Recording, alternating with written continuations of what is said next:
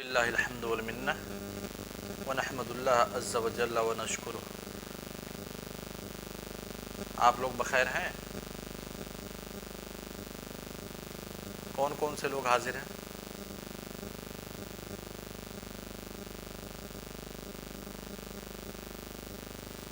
شیخ عبدالعزیز، کیسے ہیں آپ؟ وعلیکم السلام ورحمۃ اللہ وبرکاتہ، خیریت سے ہیں؟ الحمدللہ۔ پڑھائی چل رہی ہے؟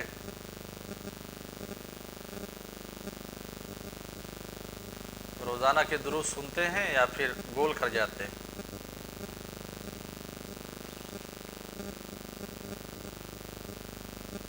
اچھا، کوئی سوال ہے قبل اس کے کہ منتقل ہوں؟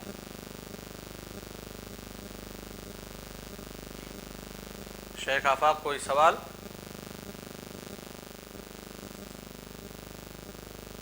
جی؟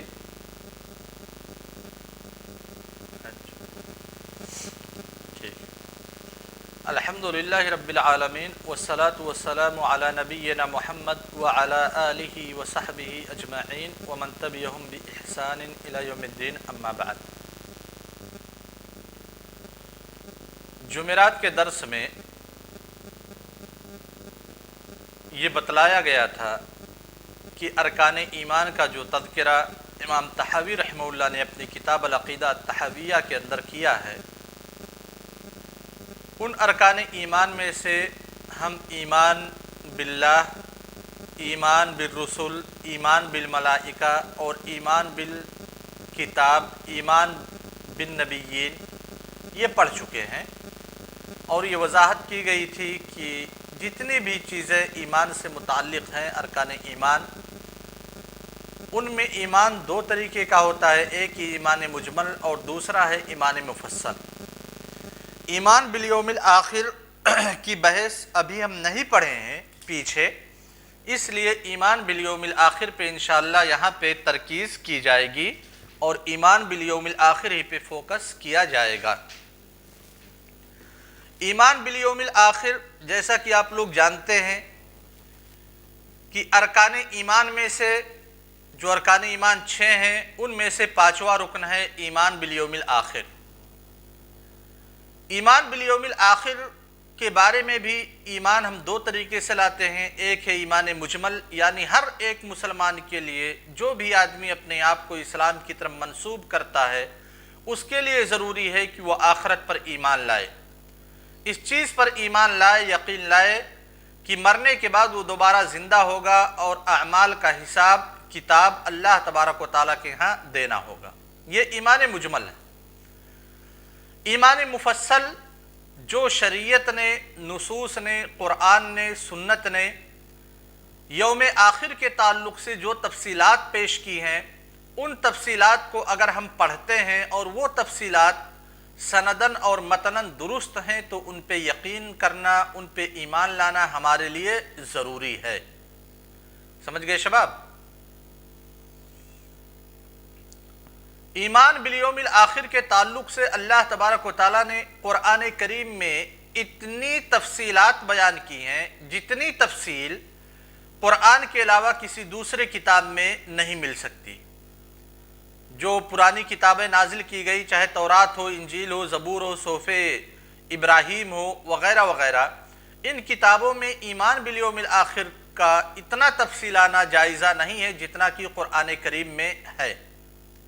ٹھیک ہے شباب؟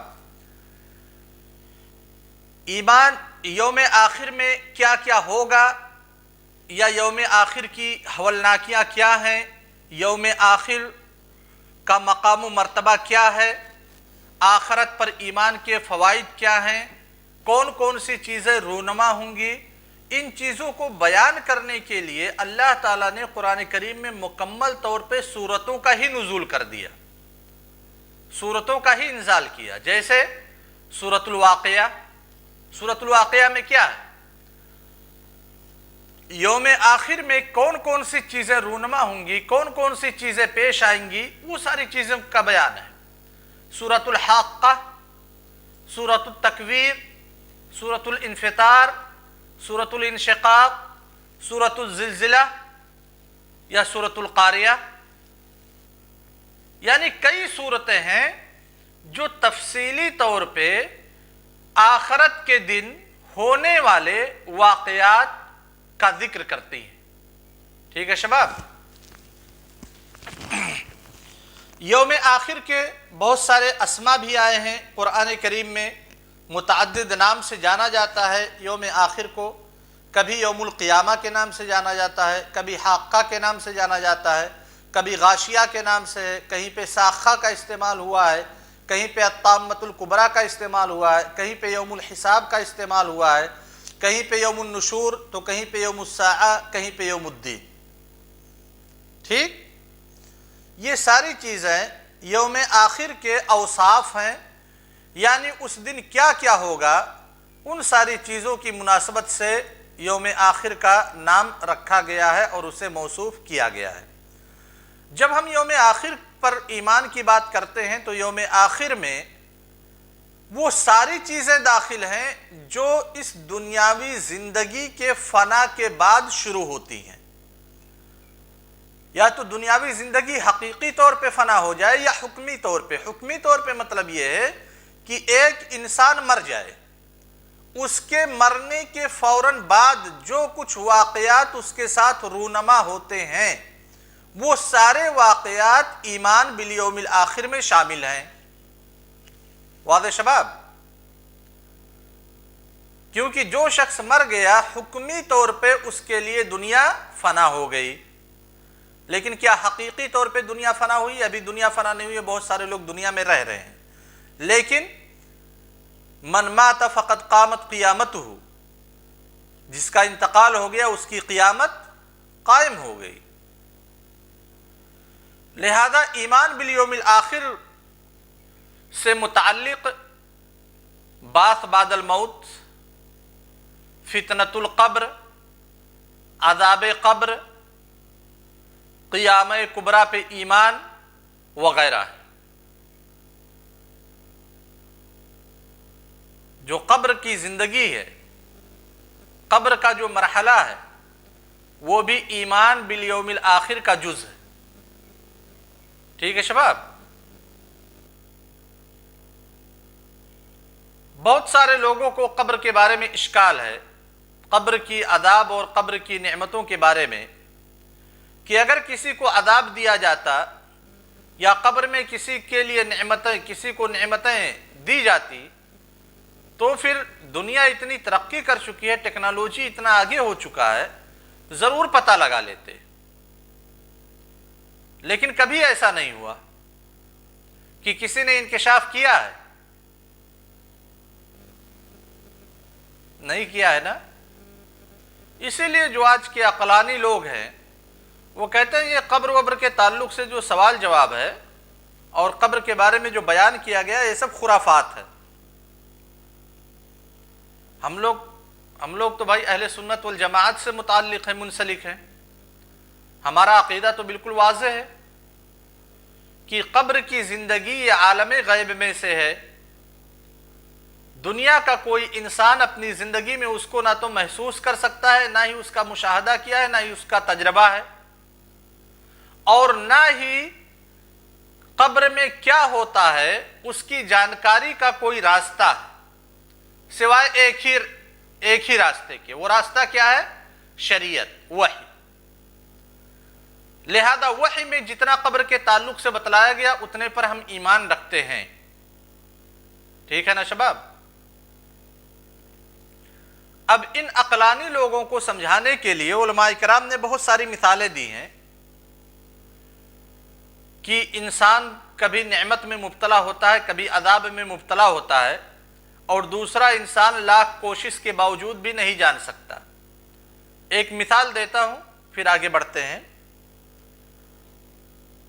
दो आदमी सो रहे हैं कहीं पे, ठीक है शबाब।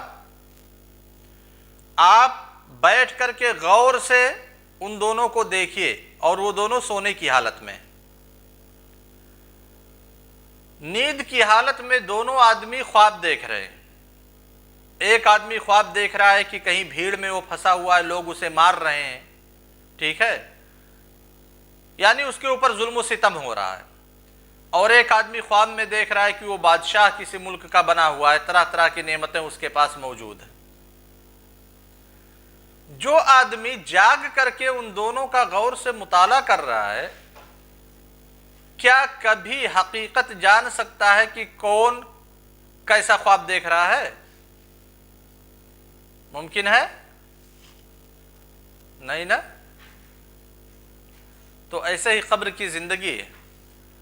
قبر میں کیا ہو رہا ہے باہر سے ہم اس کا ادراک نہیں کر سکتے،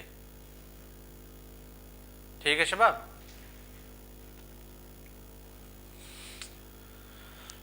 یوم آخرت کے تعلق سے جو سب سے اہم چیز ہے، جس کا اللہ کے رسول صلی اللہ علیہ وسلم کے زمانے سے لے کر کے نوح علیہ السلام کے زمانے تک کفار نے انکار کیا، وہ ہے بعث بعد الموت کا۔ جنت جہنم،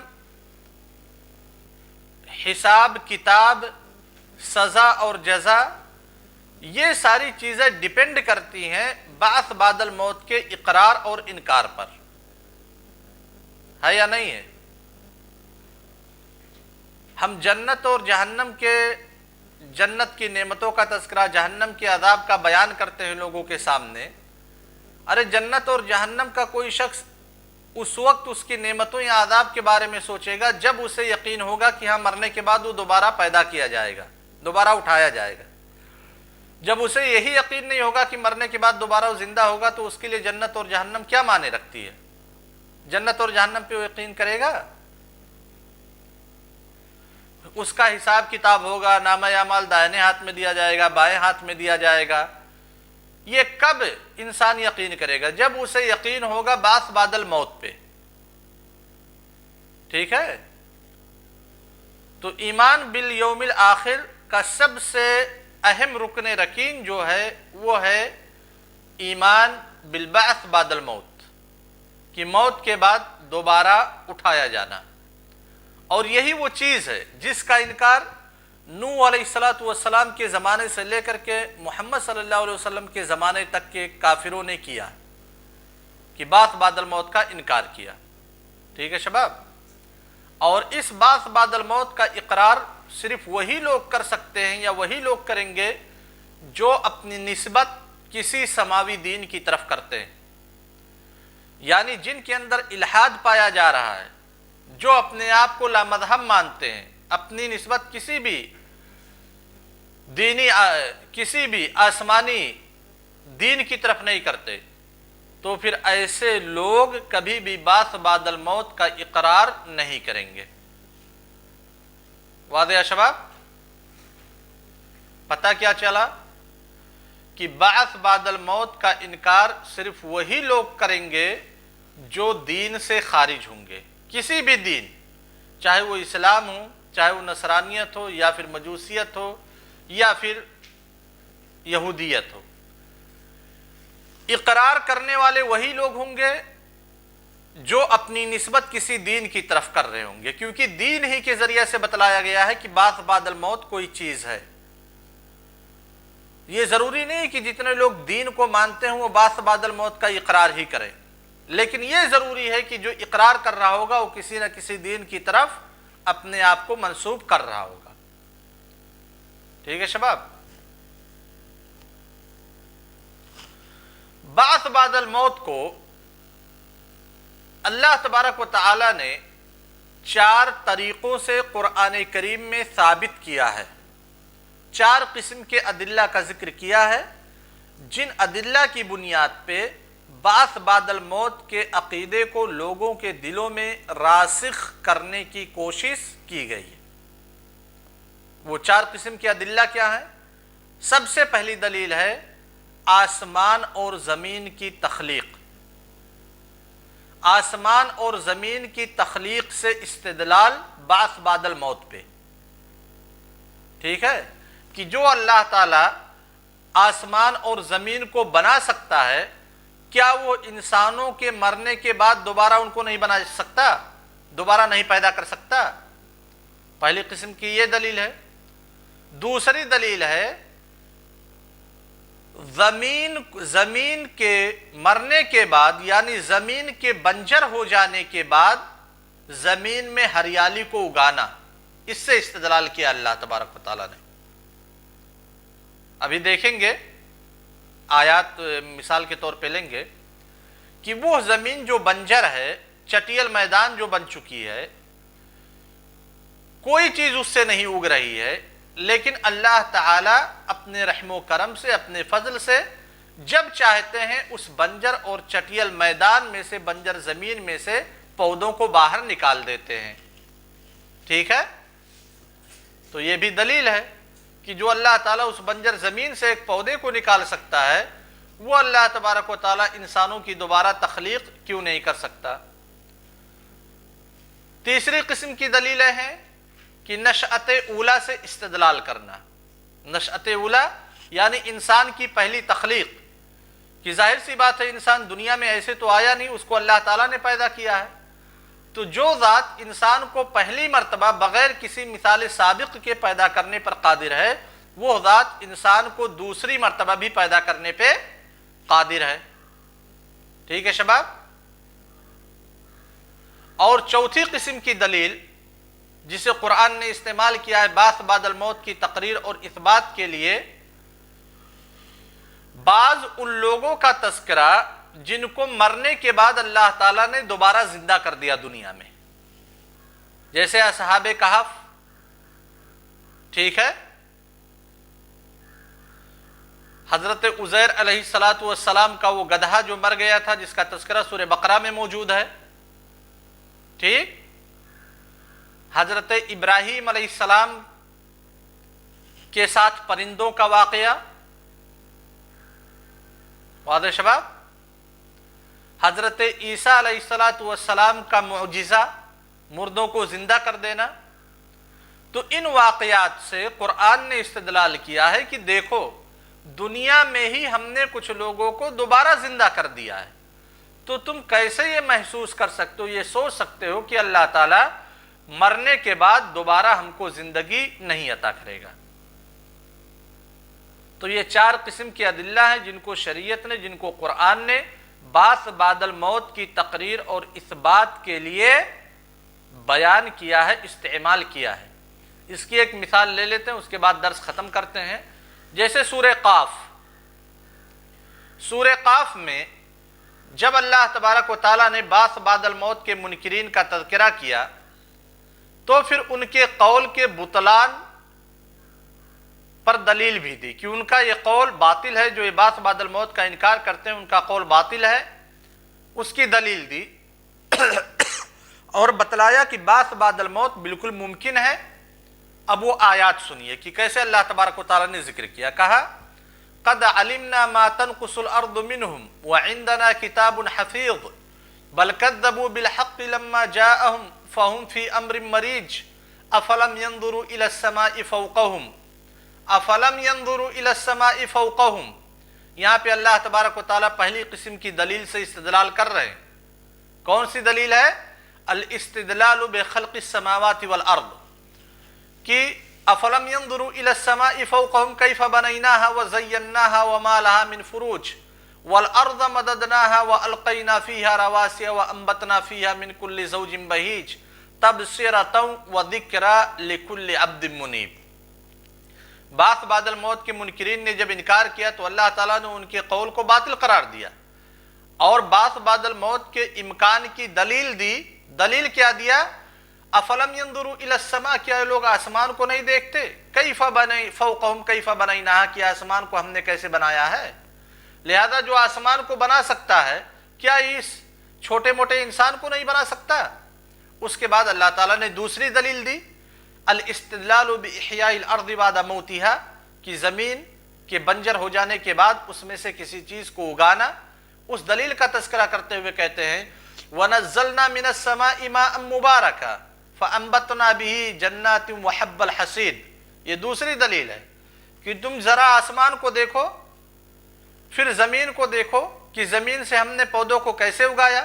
اس کے بعد تیسری دلیل دی کہ الاستدلال بالنشأۃ الاولی، کہا افعینا بالخلق الاول بل ہم فی لبس من خلق جدید، کیا ہم محتاج ہیں، کیا ہم محتاج تھے جب ان کی ہم نے پہلی مرتبہ تخلیق کی تھی کہ ہم دوبارہ ان کو نہیں پیدا کر سکیں گے؟ ہرگز نہیں۔ پھر اس کے بعد جو چوتھی قسم کی دلیل ہے اس کا تذکرہ کیا، حضرت ابراہیم علیہ السلام کا واقعہ، حضرت عزیر علیہ السلام کا واقعہ، وصلی اللہ علی نبینا محمد وعلی آلہ وصحبہ وسلم۔ یہ درس ابھی باقی ہے، انکمپلیٹ ہے، انشاءاللہ کل کے درس میں۔ السلام علیکم۔